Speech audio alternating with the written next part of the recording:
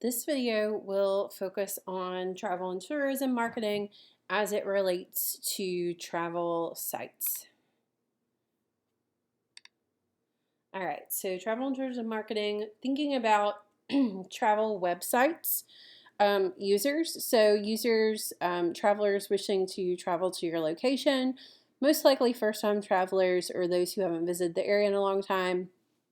Think about their and be conscious of their wants and needs, things like itineraries, planning, attractions and culture, lodging and accommodations, and thinking about being area specific with local and regional points of interest. So, say for example, if you have California has lots of different very specific regions that offer a variety of different things. So making sure that you get a good overview of what your location has to offer a potential traveler.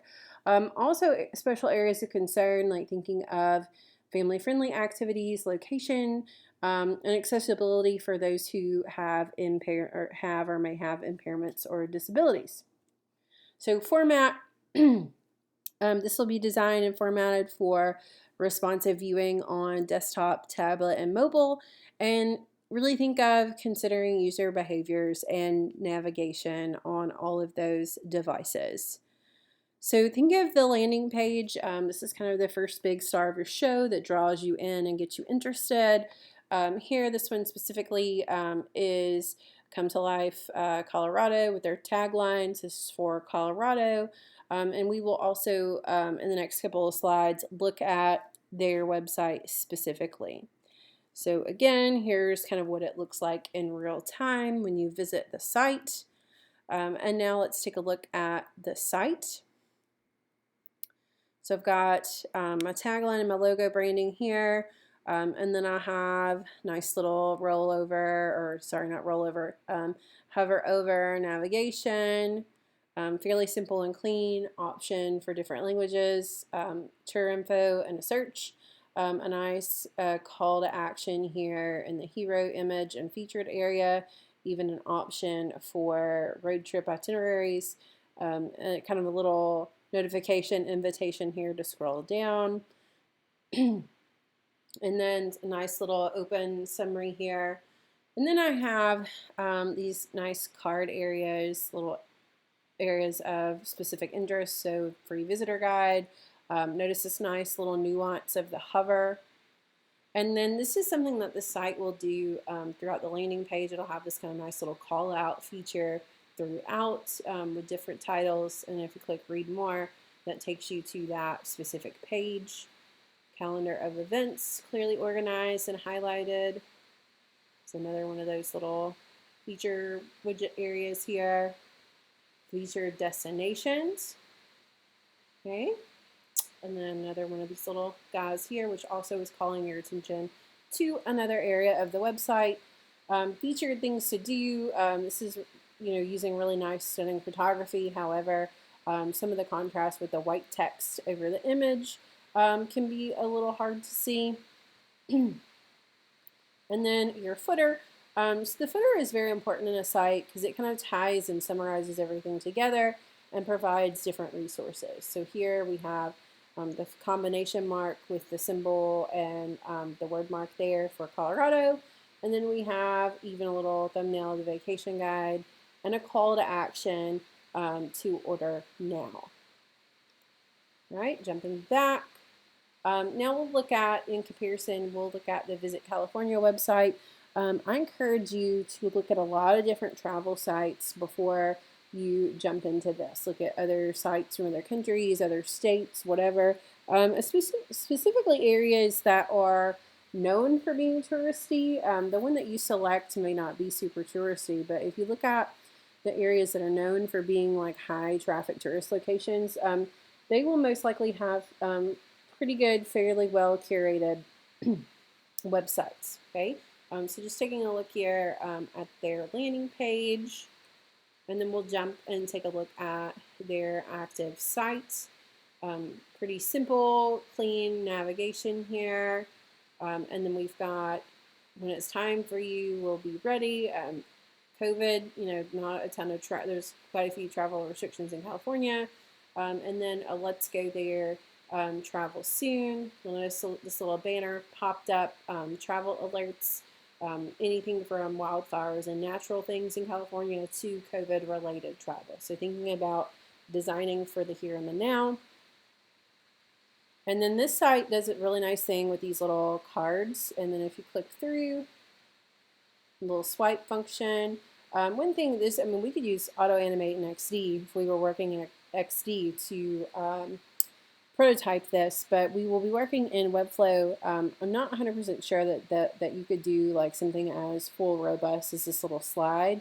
Webflow does have some animation options you can look into, but even if you just did put like an image here to indicate that this could potentially go off the screen and this would click and shuffle, just to even have this in a static state, hinting at what that experience would be like. If you did want to experiment with something like that in Webflow, even that would be okay. Another thing here, you'll notice you have these little hearts. You can actually bookmark these. And then at the top, there's an option. You can go back to your bookmark. So this is kind of like a living site. And then again, breaking down California's cities, exploring things to do. California is really big for wine country, so really highlighting, thinking about for your user, highlighting things that your area is culturally and historically known for.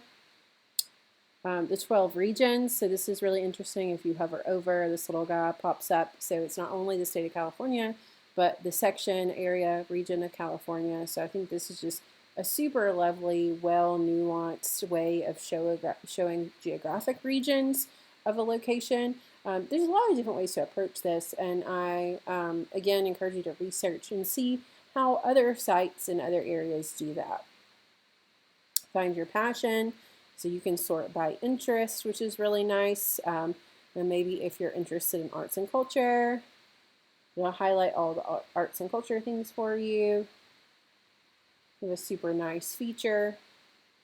Traveler photos, so viewer engagement, social media engagement, so pulling kind of like from the traveler's perspective, like what people that are going to California are doing. And then also they have all their social icons here, directing you to those, which is really nice. Travel videos, so curating some travel videos that they have produced for potential travelers. And then the Discover Events area, so you can sort through. There's not a ton going on right now due to COVID, but you could potentially in regular times, there'd be a whole laundry list of things going on in this area. Call to action, so subscribe to our newsletter. So this is just one call to action that you could potentially have on a site. If you look at travel sites, there's a lot of different types of call to action. And here in your footer, again, just re-summarizing those resources. So again, thinking about travel site best practices, a striking landing page with great photography throughout. The photography is really what's going to show you that slice of life of the area, particularly from a traveler perspective. Again, good clean layout with a call to action, strong focus on guiding the viewer to what they're looking for.